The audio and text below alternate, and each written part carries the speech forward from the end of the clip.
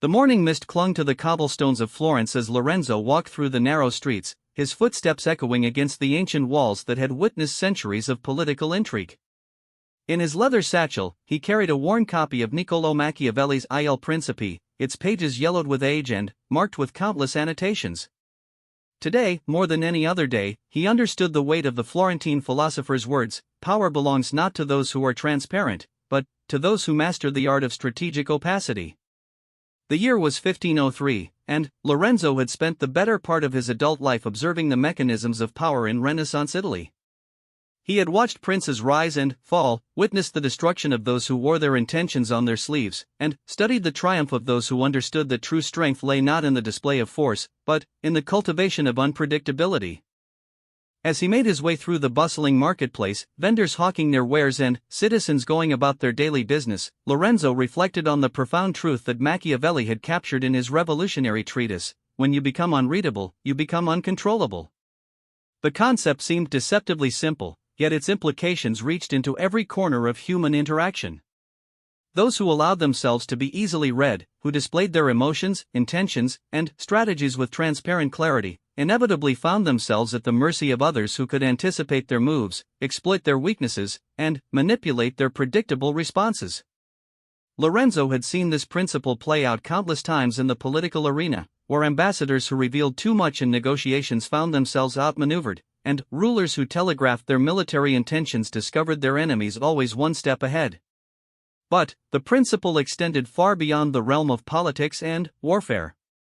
In the merchant quarters where Lorenzo now found himself, he observed the same dynamics at play. The most successful traders were those who kept their true inventory, their financial position, and their negotiation strategies carefully concealed. They presented different faces to different customers, revealed information selectively, and maintained an air of mystery about their true capabilities and intentions. These merchants commanded respect and favorable terms not because they were the strongest or the wealthiest, but because their competitors and customers could never be certain what they might do next. As Lorenzo paused at a fountain in the center of the piazza, watching the water cascade from the mouth of a stone lion, he considered how this principle of strategic unreadability connected to the second half of Machiavelli's wisdom: the man who destroys his weak self can never be destroyed by others. The two concepts were intimately linked, for it was often our weaknesses, our emotional vulnerabilities, our predictable patterns of behavior, our desperate needs and fears, that made us most readable to others. A group of young nobles passed by, their conversation loud and animated as they discussed their latest romantic conquests and family disputes. Lorenzo observed how easily their emotions played across their faces, how quickly they revealed their insecurities and desires through their words and gestures. These men, despite their titles and wealth, were completely readable, and therefore completely controllable by anyone with the wit to observe and the skill to manipulate. Their strength was an illusion, built on external circumstances that could be stripped away by those who understood their true nature. The weak self that Machiavelli spoke of was not merely physical weakness, though that certainly played a role in the brutal politics of Renaissance Italy. Rather, it encompassed all those aspects of human nature that made one vulnerable to external control: the need for approval, the fear of rejection, the craving for comfort and security, the tendency to react emotionally rather than strategically. These weaknesses were like open books that others could read and exploit, turning our own nature against us in the pursuit of their goals. Lorenzo remembered a conversation he had witnessed between two diplomats the previous week. One man, representing a minor principality, had been so eager to please, so transparent in his desperation for a favorable trade agreement, that he had essentially negotiated against himself. His counterpart, a seasoned ambassador from Venice, had barely needed to make any concessions at all. The Venetian had simply waited, observed, and allowed the other man's weaknesses to do most of the work. It was a masterclass in how readable desperation led to complete loss of control over one's circumstances. The art of becoming unreadable required a fundamental transformation of the self, a deliberate cultivation of mystery and unpredictability that went against many natural human instincts. People were social creatures, designed to communicate and connect, to share their thoughts and feelings as a way of building relationships and ensuring survival. But, in the arena of power and influence, these natural instincts became liabilities unless carefully managed and strategically deployed. Lorenzo had spent years studying the masters of this art, both in person and through historical accounts. He thought of Cesare Borgia, whom Machiavelli had held up as an example of effective leadership, despite his eventual downfall. Borgia had been a master of strategic deception, appearing friendly to those he planned to destroy, showing mercy when preparing for ruthless action, and maintaining such careful control over information that his enemies never knew where the next blow might fall. His unreadability had made him incredibly dangerous, capable of consolidating power in ways that more transparent rulers could never achieve. But the principle applied equally well to those operating in less dramatic circumstances. Lorenzo recalled a merchant he had known, a man of modest means who had built a trading empire through careful cultivation of mystery. This merchant never revealed the full extent of his resources, never showed desperation when negotiations grew difficult, and never allowed competitors to fully understand his methods or his connections. He would appear wealthy when it served his purposes and poor when that narrative better suited his needs. His ability to control the information others had about him gave him tremendous leverage in every transaction. As the afternoon sun climbed higher, casting sharp shadows across the piazza, Lorenzo reflected on the personal cost of such strategic opacity. There was something inherently lonely about becoming unreadable, something that went against the human desire for genuine connection and understanding. Those who mastered this art often found themselves isolated, surrounded by people who interacted with their carefully constructed personas rather than their authentic selves. The question became whether this isolation was a price worth paying for the freedom and power that unreadability provided. Yet Machiavelli's philosophy suggested that this apparent cost might itself be based on a misunderstanding of human nature. Perhaps the authentic self that people were so eager to reveal and share was actually the weaker self, the collection of vulnerabilities and predictable patterns that left one open to manipulation and control. Perhaps true authenticity lay not in transparency, but in the strength that came from having destroyed those weak aspects of personality that others could exploit. The process of destroying one's weak self was not a single dramatic event, but rather a gradual transformation that required constant vigilance and self-discipline. It meant learning to control emotional reactions, to think strategically rather than impulsively, to present information selectively rather than honestly, and to maintain multiple potential courses of action rather than committing too early to a single path. It meant developing the ability to appear calm when feeling angry, confident when feeling uncertain, and disinterested when desperately wanting something. Lorenzo had observed this transformation in a young woman he knew, the daughter of a prominent banking family who had initially been dismissed by her male colleagues as emotional and unpredictable.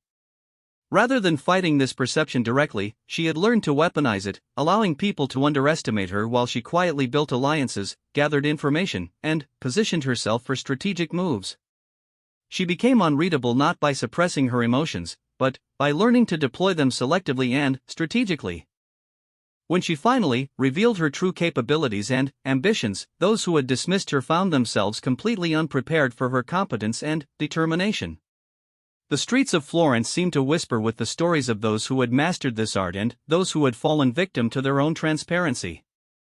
Lorenzo passed the palazzo where a once powerful family had lived before their downfall, brought about not by military defeat or financial ruin, but by their inability to keep their internal conflicts and strategic weaknesses hidden from their enemies.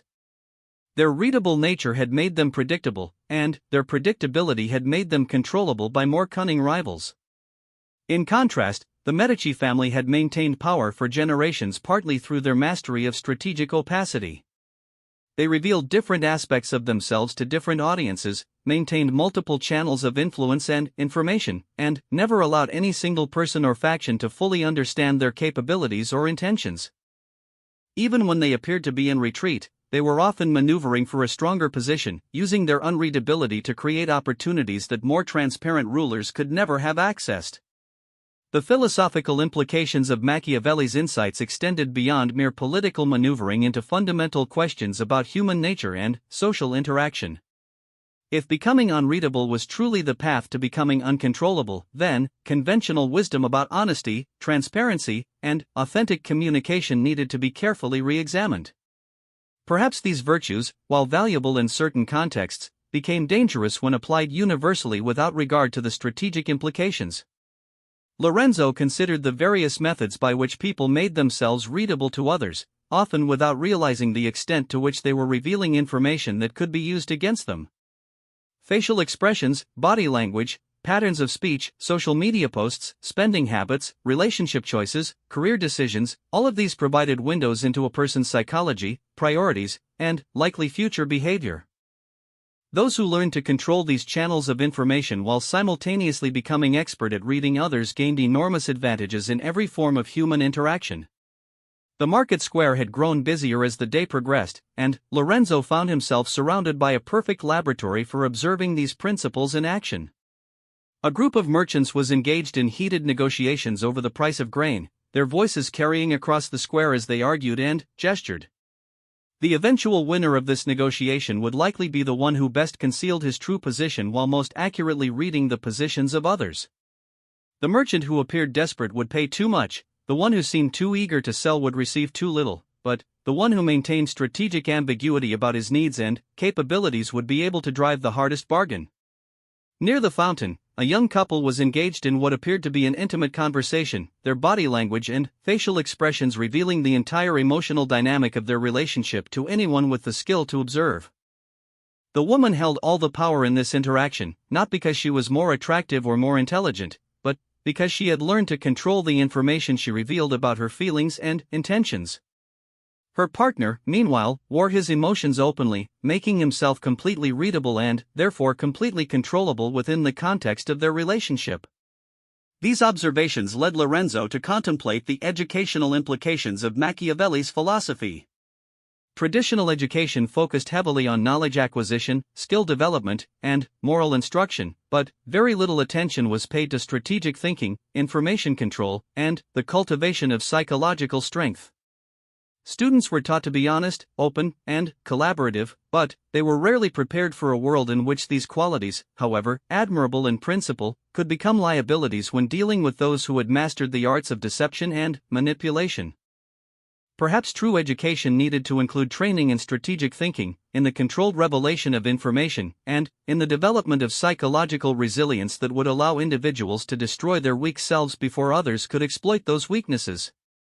This was not a call for universal cynicism or manipulation, but rather a recognition that the world contained both honorable and dishonorable actors, and that those who wished to maintain their freedom and pursue their goals needed to be prepared for both types of encounter. As the afternoon shadows grew longer, Lorenzo made his way toward the library where he often spent his evenings studying historical texts and political treatises. The building itself was a testament to the power of accumulated knowledge, its walls lined with the thoughts and observations of countless thinkers who had grappled with questions of power, influence, and human nature. Here, among the silent volumes and flickering candlelight, Lorenzo could explore the deeper implications of Machiavelli's insights without the distractions of the bustling city outside. The library's collection included works from across the centuries, from ancient Roman historians to contemporary political theorists, each offering their own perspective on the dynamics of power and control. Lorenzo had spent considerable time studying the writings of Julius Caesar, who had been a master of strategic communication, revealing only what served his purposes while maintaining careful control over information that could be used against him. Caesar's commentaries on his military campaigns were masterpieces of selective disclosure, presenting his actions in the most favorable light while concealing the political calculations and personal ambitions that had driven his decisions. Similarly, the Byzantine emperors had elevated the art of strategic opacity to almost mythical levels, surrounding themselves with elaborate court protocols and complex bureaucratic structures that made it nearly impossible for potential rivals to understand their true thoughts, intentions, or capabilities.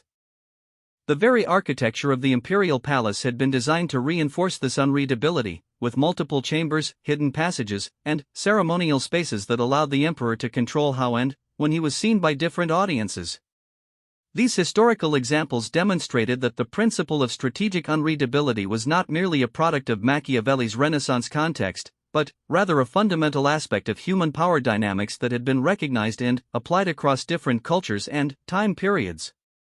The specific methods might vary, the technologies available for communication and surveillance certainly shaped the tactical approaches, but the underlying strategic logic remained consistent. Lorenzo pulled a volume of Plutarch's Lives from the shelf, its leather binding worn smooth by countless readers over the centuries. The ancient biographer had documented numerous examples of leaders who had risen to power through their mastery of strategic communication and fallen from power when they became too readable to their enemies. The patterns were remarkably consistent. Those who maintained strategic ambiguity about their capabilities and intentions could operate with much greater freedom than those who revealed too much about their true nature.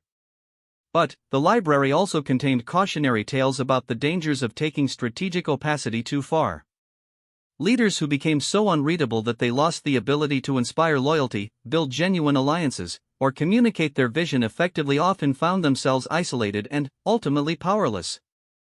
The art lay in finding the right balance, revealing enough to build the relationships necessary for achieving one's goals while concealing enough to maintain strategic advantage and personal freedom.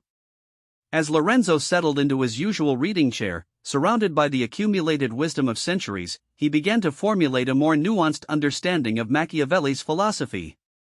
The goal was not to become completely opaque or manipulative, but rather to develop the strategic sophistication necessary to operate effectively in a world where information was power and vulnerability was dangerous. This required not the suppression of all human connection, but rather the development of discernment about when, how, and to whom different aspects of oneself should be revealed. The weak self that needed to be destroyed was not the entire emotional or social self, but rather those aspects of personality that made one predictable, manipulable, and ultimately controllable by others. Fear-based decision-making, reactive emotional responses, desperate need for approval, and rigid adherence to predictable patterns of behavior, these were the weaknesses that could be exploited by those with strategic sophistication.